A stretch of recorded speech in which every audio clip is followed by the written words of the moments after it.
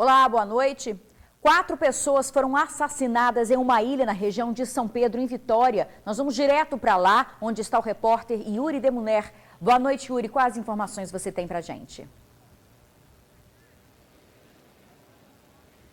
Isabela, boa noite para quem está em casa. Pois é, eu também acabei de chegar aqui no momento, a situação, eu já vou até sair da frente da imagem para o Diego mostrar para vocês a movimentação do Corpo de Bombeiros e também da Polícia Militar e da equipe de resgate do SAMU também. A informação é a seguinte: 5 pessoas estavam numa ilha aqui que fica no final do Sambão do Povo, no bairro Santo Antônio, em Vitória, quando indivíduos chegaram armados, ainda não se sabe como, lá nessa ilha. Mostra lá, Diego, o mar.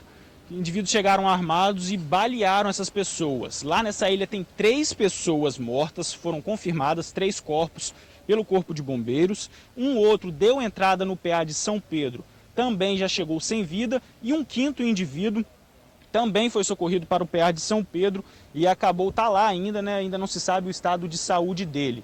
A Polícia Militar também chegou aqui no local agora há pouco. O Corpo de Bombeiros foi acionado por volta de 5 horas da tarde e constatou que esses corpos estavam nessa ilha.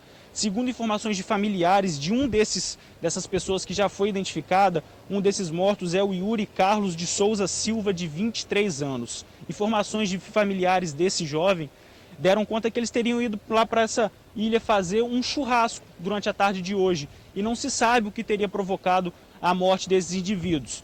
Foram disparos de armas de fogo, esses bandidos chegaram, ainda não se sabe se de barco ou de alguma outra forma. O helicóptero da Polícia Militar também foi acionado. E é isso, assim, as informações iniciais são essas: são 5 pessoas baleadas, 4 delas não resistiram aos ferimentos e morreram. Os corpos ainda nem foram resgatados lá dessa ilha.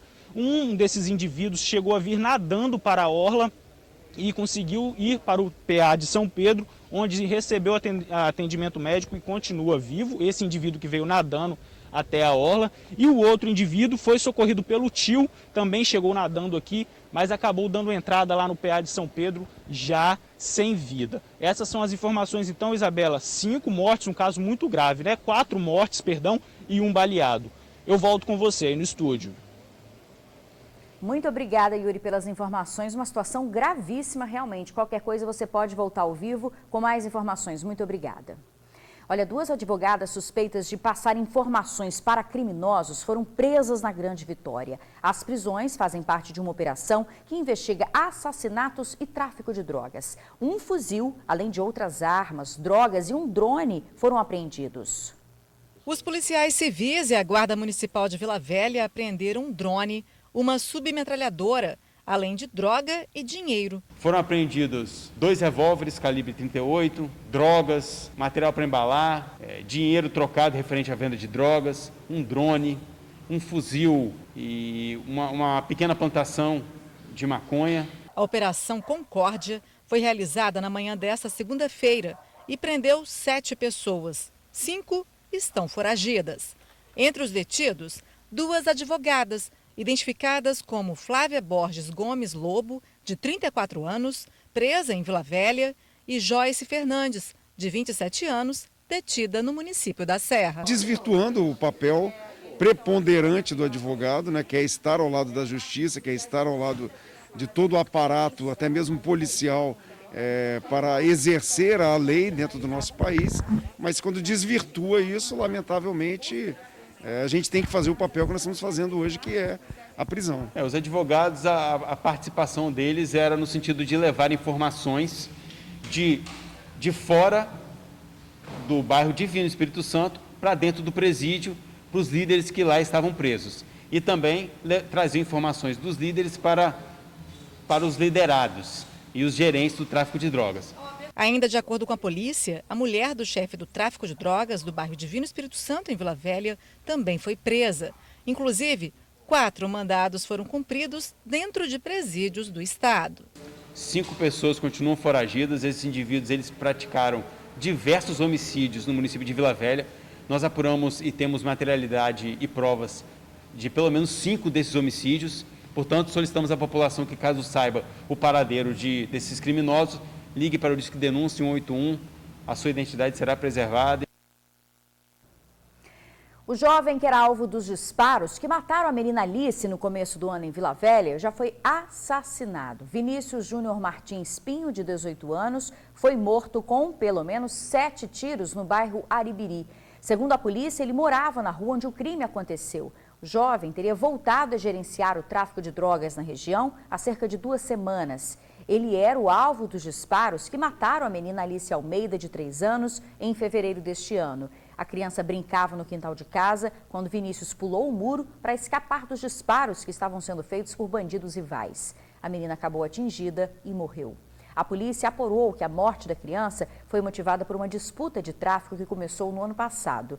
3 pessoas foram presas pelo crime na época.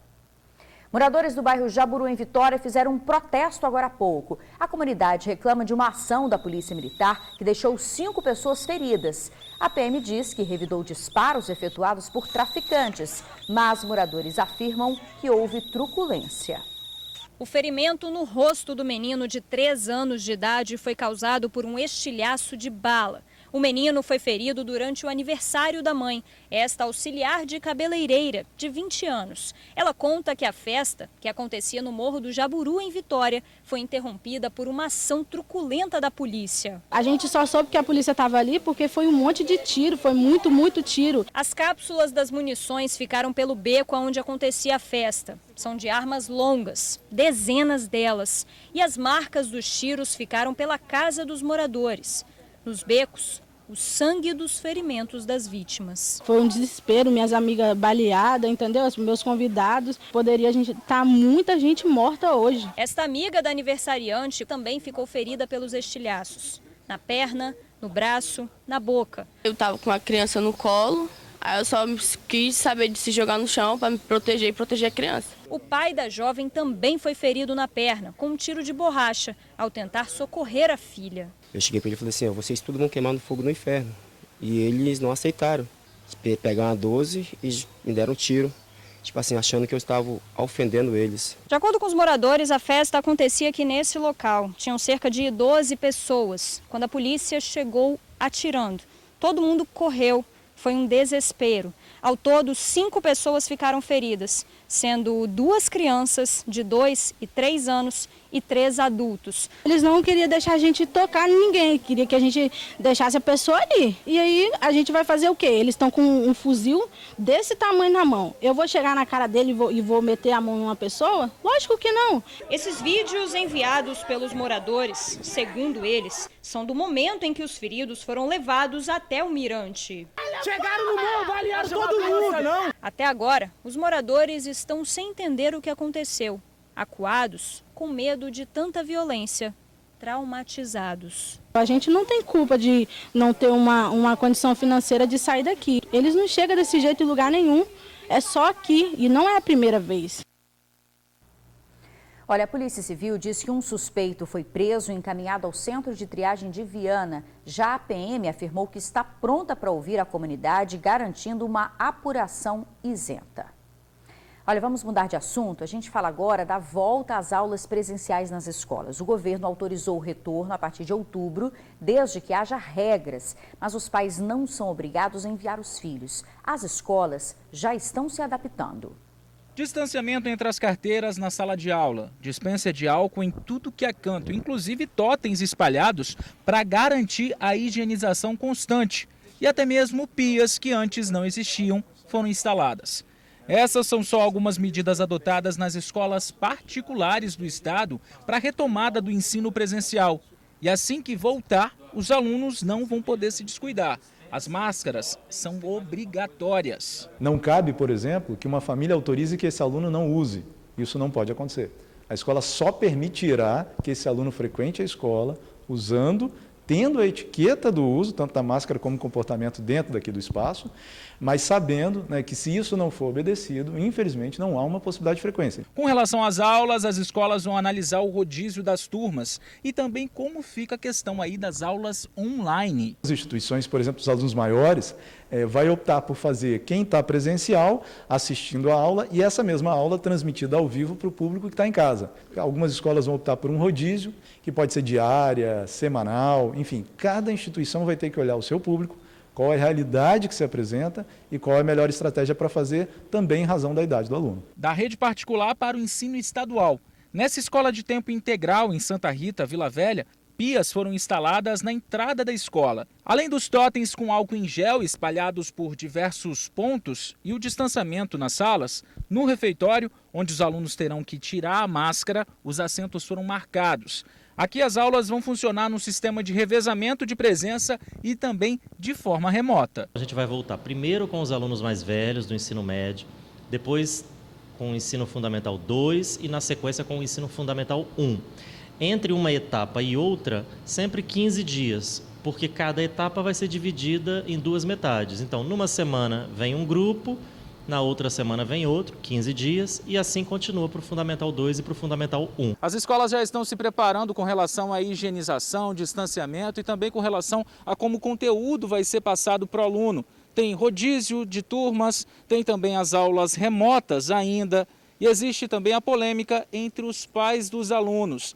Alguns estão contando os dias para que as aulas presenciais comecem. Outros não se sentem nem um pouco seguros em deixarem os filhos voltarem. É o caso dessa autônoma. Logo que a pandemia começou, as aulas remotas com o Gabriel, de 8 anos, foram um desafio. Funcionou, no começo teve mais, né? Funcionou, era uma novidade. E é muito roteiro, a professora manda muita maquete para fazer, muito trabalho assim. Dada a adaptação, ela não se sente segura em deixar o filho voltar para a escola. Quem me garante que o menino de 8 anos não consegue ficar o tempo todo, vai ficar o tempo todo de máscara, o contato físico, abraçar o amiguinho que está com saudade, abraçar a tia, então não vai dar certo. Em contrapartida, a Amanda, mãe da Júlia e do Daniel, já anotou na agenda o dia da volta às aulas. Aqui em casa a gente decidiu que a escola voltando, adotando todos os critérios, né, de segurança, e a partir do momento que a gente se tranquilizou, verificou que esses critérios estão sendo seguidos e tá ok, eu vou estar voltando sim. Olha, nas escolas particulares, a previsão é que as aulas retornem a partir do dia 5 de outubro para ensino fundamental e médio. Na rede estadual, o retorno é no dia 13 de outubro. Na rede municipal é a mesma data, mas depende da autorização das prefeituras. Sobre a educação infantil, o protocolo com os detalhes será divulgado amanhã. A gente faz um rápido intervalo. No próximo bloco, mais informações sobre o assassinato de 4 pessoas em uma ilha na região da Grande São Pedro, em Vitória. Um instante só.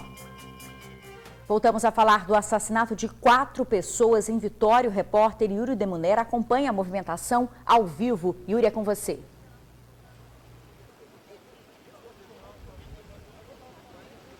Isabela, eu volto a falar aqui de Santo Antônio, onde está acontecendo esse caso. Nesse exato momento, olha só, a Polícia Civil acabou de chegar, Departamento de Homicídios e Proteção à Pessoa, o DHPP está chegando nesse momento para tentar entender o que aconteceu aqui. Já são 5 pessoas, né, vítimas, 4 mortes e 1 baleado. A Polícia Civil está aqui no local, acabando de chegar depois já de algumas horas desse crime. O Corpo de Bombeiros está aqui também, o SAMU está aqui também. E eu consegui confirmar mais uma informação que o apelido de desses outros envolvidos, eu não tenho o nome dele, mas o apelido é Neno. Ele seria morador aqui de Santo Antônio, junto com o Yuri Carlos de Souza Silva, de 23 anos, que também seria morador de Santo Antônio. Vou pedir para o Diego mostrar aqui, ó, que esse caso chamou muita atenção da comunidade. Tem bastante gente aqui no local, os corpos ainda estão lá na ilha.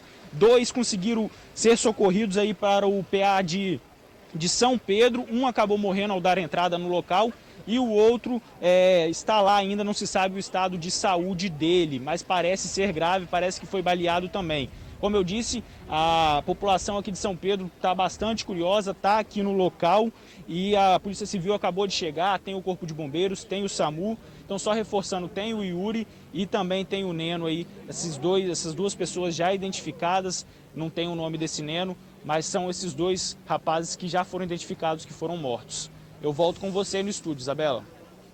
Muito obrigada, Yuri, pelas suas informações. Você e Diego Gama continuam acompanhando o caso, né? Mais detalhes trazem amanhã no TN1. Muito obrigada.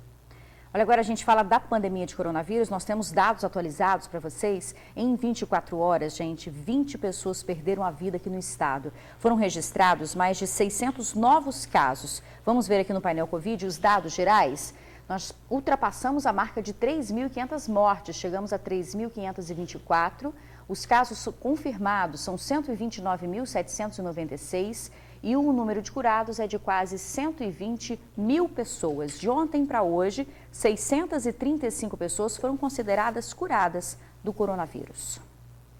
Eleições 2020. Mais de 11 mil pessoas disputam uma vaga para vereador aqui no Espírito Santo. Mas os especialistas afirmam que o número tão expressivo pode não ser positivo. Foi dada a largada para as eleições 2020. O período é para a escolha de prefeitos, vices e também vereadores das cidades. Mas em ano de pandemia, adaptações são necessárias, principalmente quando o assunto é propaganda eleitoral, que inclusive já está liberada desde o dia 27 de setembro aqui no estado e em todo o país. Por conta da pandemia, fica difícil, né, o candidato fazer corpo a corpo. Fica até feio para ele, né? Nada de aglomeração. Por isso, um mestre em política acredita que a internet vai ser uma grande novidade, vai ser um diferencial nas eleições 2020, principalmente quando a gente fala de redes sociais. É um espaço livre da internet, sobretudo se você tem o site da candidatura, as redes sociais do candidato, são espaços para serem trabalhados. Quaisquer outros sites que não estejam oficialmente ligados ao candidato, não se pode fazer veiculação de propaganda. É preciso ter cuidado. A população tem mesmo que ficar de olho, inclusive fiscalizar. Até porque num período como esse, a fake news pode aparecer aos montes. Hoje nós temos legislação que permite que o atingido, a pessoa que está prejudicada, ela possa ir à justiça efetivamente e tentar controlar. Mas antes de você conseguir uma decisão, às vezes, da justiça, o estrago já foi feito. Então, é muito bom que nós, seres humanos, nós pessoas, gostamos muitas vezes de transmitir uma notícia, ainda mais quando ela é negativa, para frente, sem fazer uma avaliação correta e responsável daquilo que a gente está transmitindo. Hoje, em uma audiência sobre a ética no debate eleitoral no TRE, a informação foi clara. Fake news com objetivo eleitoral é crime. Esse crime está previsto no artigo 326-A do Código Eleitoral e a pena para esse delito é de 2 a 8 anos. Esse ano, em todo o estado, mais de 12 mil pessoas se candidataram. Só aqui na região metropolitana são 65 almejando alguma prefeitura. Em 2016, eram 35 candidatos. E mais de 11.400 querendo representar o povo na Câmara de Vereadores. Mas por que tanta gente? O eleitor, assim como os novos candidatos, não veem nos políticos, nas propostas que já estavam apresentadas, uma figura de representação dos seus interesses. Olha, lembrando que a votação no primeiro turno acontece no dia 15 de novembro. A gente faz um intervalo bem rapidinho, fique com a gente. Já está em casa a menina de 5 anos que caiu do 6º andar do prédio na Serra. Julinha, como é chamada, fez um vídeo em casa falando que está ótima. A menina passou 9 dias internada no Hospital Infantil de Vitória após cair de uma altura de 18 metros. Ela passou por uma cirurgia no fêmur e vai precisar manter a perna e o braço imobilizados pelos próximos 2 meses. A janela do apartamento não tinha telas de proteção. A família considera um milagre Julinha ter sobrevivido e agradeceu também todas as palavras de carinho que vem recebendo. A gente deseja uma boa noite para você e até amanhã.